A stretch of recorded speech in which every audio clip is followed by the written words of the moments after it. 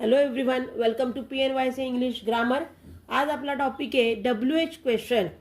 कोणते WH शब्द आपण केव्हा वापरतो, रिलेटेड काय असतं, तर त्यातला पहिला शब्द काय, who, which is related to people. Then the next is what, how much, quantity, how much, how many, both the words you can use for quantity. Then where immediately कळतं प्लेस करता. When is for time. Whose possession, कोणाचं तरी आहे. Which is for choice. Which fruit you like, which vegetable you like, like this only. Why म्हणजे का, reason असतं ना. How कसे, मेथड.